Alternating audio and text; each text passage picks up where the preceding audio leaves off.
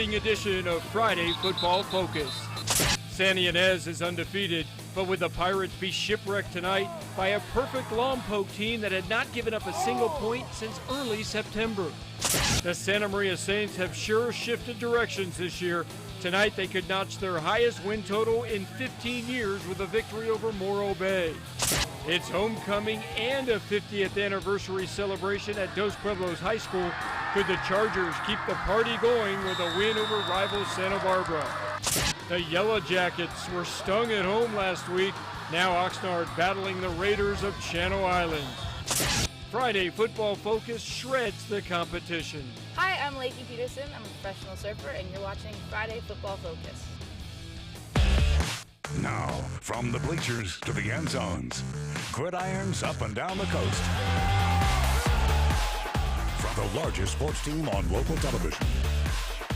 Live Friday Football Focus.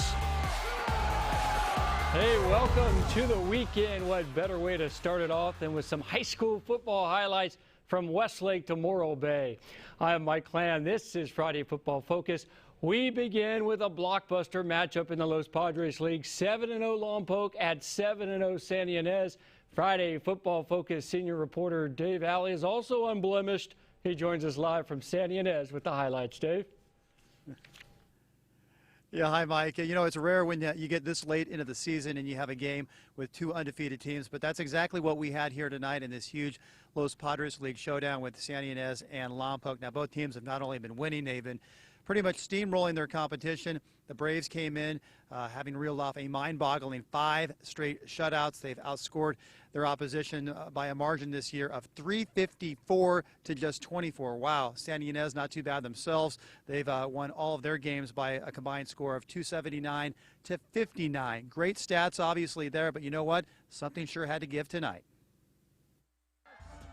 Both teams entered the game ranked 3rd in CIF. Braves in Division 4, Pirates in Division 2. Lompoc also going for its 30th win in a row in the Los Padres League. First possession for Lompoc after the Pirates turned it over on downs at their own 43. Braves give it to Tawa, who starts out a huge night by going right up the middle for a 7-yard score, 7-0 Lompoc. 3 minutes later, Pirates threatening at the Lompoc 26, 4th and 1, but Michael McCoy has his pass tipped. It falls harmlessly to the ground. Lompoc defense holds San Ynez off the board. Braves D, as always, playing physical all night long. Pass complete to Greg Ferris, but check out Tawa spinning him around. Helmet flies off. Tawa ripping the belt just about off. The Braves' hard-hitting defense bringing it tonight. Move to the second quarter. Braves at midfield. Tawa with the ball. And look out, San Ynez. Tawa breaking ankles as he takes it deep into Pirate territory. What a run. Just no one like him here on the Central Coast. Couple of plays later, guess who? It's Tawa again, capping off the drive with a short touchdown run. Lompoc extends the lead to 14-0. Tawa and the Braves just getting started. Late first half, Lompoc again with the ball near midfield. It's Cameron Davis dumping it off to Zeke Chavez. He gets it. Nice block there, does the rest. Down the sidelines, 44 yards. Lompoc starting to pull away, leading at that point 21-0. Josh McClurg and the Pirates, not a bad first half, but still down 3 touchdowns. Opening drive, second half. Braves pick up right where they left off. Ball back to Tawa, ball back into the end zone. Another touchdown, number 3 for the junior running back. Then on the sidelines, Big T, Tawa's dad, liking that on the replay. Why not? Ensuing drive. Pirates, though, they get something going finally. McCoy down the middle connects with Gabe Prendergast. 33-yard gain. Pirates in business, and that would set up this. McCoy from 29 yards out splits the uprights, and there you have it. The shutout streak finally comes to an end. First points allowed by Lompoc D in 6 games going back to September 2nd. Lompoc, though, would shake that off. After all, they were still up 28-3, and they would add to the lead with one of the better runs of the year. Dallas Canley hit at the 15, refuses to go down, and then drags about 4 defenders until he gets the ball into the end zone. What a run. Lompoc then added a couple more scores, including Tawa's 4th touchdown. This one all Lompoc.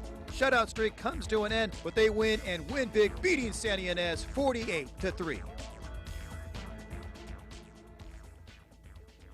Well, I know those Braves were a little bit disappointed that they got those 3 points put up on the board by the Pirates, but you know what? They still got the win. And I tell you what, they still have a streak going, 30 straight wins in the Los Padres League going all the way back to 2010. They'll try and make it 31 next week. They got another big one. They're also going to be on the road as well, as the Braves will hit the road. They'll be in Orchid to take on St. Joseph. Lompoc, by the way, improves to 8-0 overall, 2-0 in league play. Can't wait for that game next week. I'll be there a week from tonight. As for San Ynez, they dropped to 7-1 with the loss, 1-1 in league play. They're on the road as well. They'll be in Santa Maria. They're going to take on Pioneer Valley next Friday. Reporting live in San Ynez, Dave Valley for Friday Football Focus. Mike, back to you. Hey, Dave, the last several weeks, the games have been so one-sided that, Tawa hasn't been a huge factor. He's gotten some touchdowns and all that, but in a big game like that, you knew Andrew Jones was going to lean on his star. Yeah, Toa looked just mighty impressive today. I mean, just a human wrecking ball. He really looked like a player on a mission tonight. The runs that he had, just barreling runners or tacklers over. Again, 4 touchdowns tonight. Played in a limited role in the second half once the game got out of reach. But Toa, like I said there, we just don't see many players of his caliber here on the Central Coast. It's special to watch him play.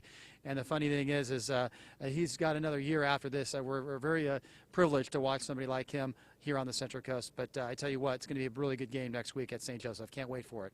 All right, Dave, thanks a lot. I think Toa's got a Head & Shoulders commercial in his future, too.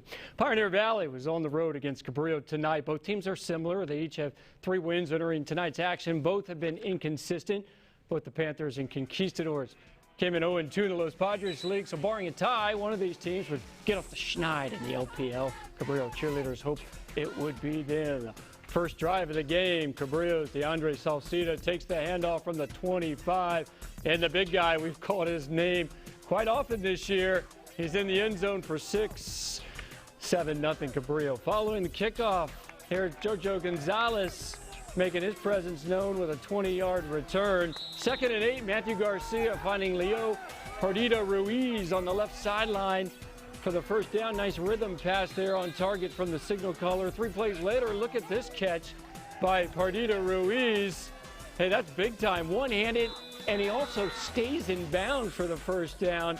Pretty nice. Later in the drive, so is this. Kevin Hoobery taking the handoff, and he almost takes it all the way. How about the effort to get into the end zone? They say he went down at the 1. No problem. Isaiah Plata bulldozes his way in from our end zone camera, and it's tied up at 7. Conquistadors back on 0, and they're going to give it to their main man, Cody Perry. You figured Pioneer Valley would have a tough time corralling this guy, as many teams have this year. Next time, it's Perry out of the backfield, and he is wide open, gets behind the linebackers, chewing upfield, and he gets down to the 1-yard line.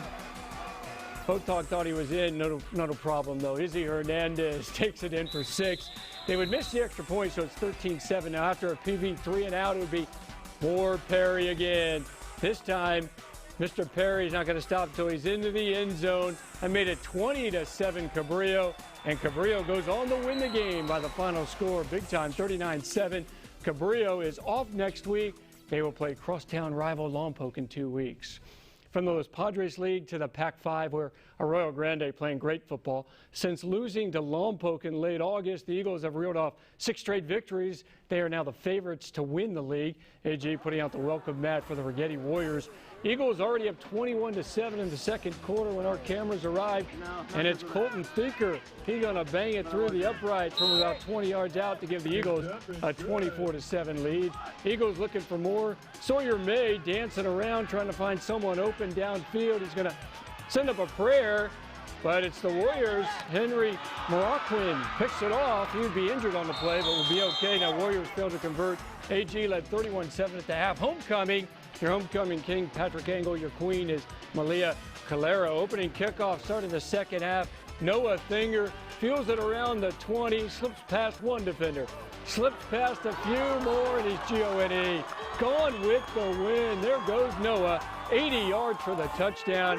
Yeah, AG had a party in the end zone all night.